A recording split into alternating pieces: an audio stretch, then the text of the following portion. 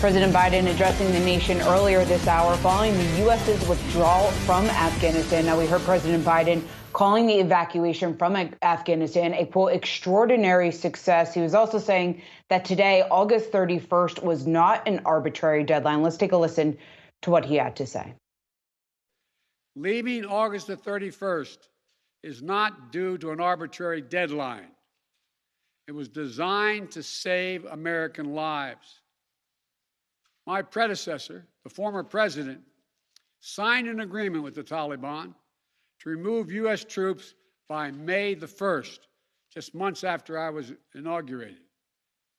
It included no requirement that the Taliban work out a cooperative government arrangement with the Afghan government.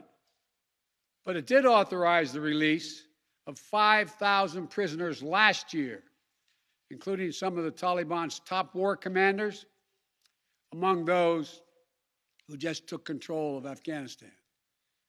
And by the time I came to office, the Taliban was in its strongest military position since 2001. For more on this, we want to bring in Democratic Representative Tom Malinowski of New Jersey. And Congressman, it's good to see. We just heard President Biden justifying his response and the timeline and the manner at which he did withdraw troops from Afghanistan. I'm curious just to get your thoughts on that, what we just heard from President Biden. I agree with him that the President Trump's outrageous peace deal, surrender deal, I would call it, with the Taliban, put us in a much more difficult position. I don't necessarily agree with him that he had to pick up where President Trump left off and to continue and complete our withdrawal from Afghanistan on the basis of that deal. That's done now. We've had two presidents in a row who seem determined to move our troops out of our base in Afghanistan to other bases in the region, almost no matter the cost. And today we're seeing the terrible cost of that.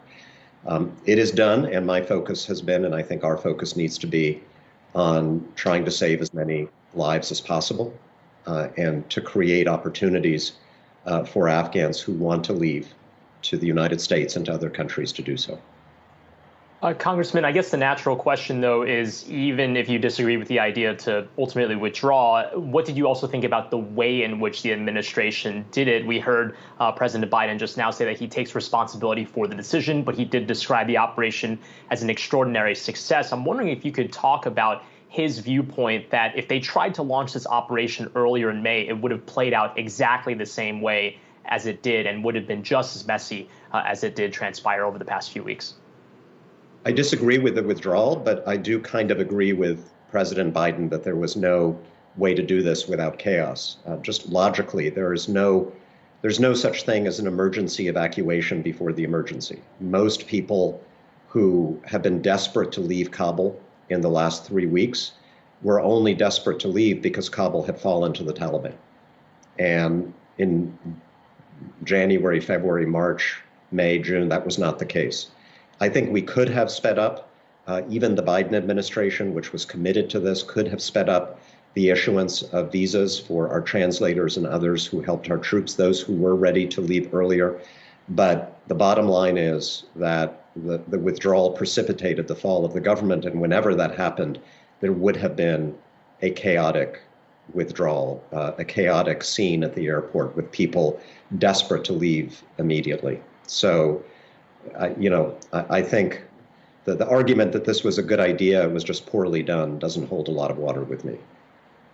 And Congressman, another argument that we heard from President Biden, he was saying that the resources are needed elsewhere, that there's other countries, other areas around the world that are a bigger threat right now to the U.S. I guess what is the best way for the Biden administration to approach foreign policy, or how best should we go about, I guess, combating some of these issues that are still facing America today?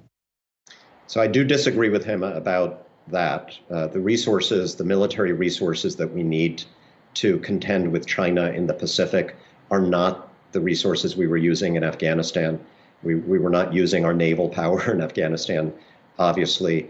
And unfortunately, and this is the part that I think most Americans have have not been leveled with about the military resources we are withdrawing from Afghanistan are not coming home.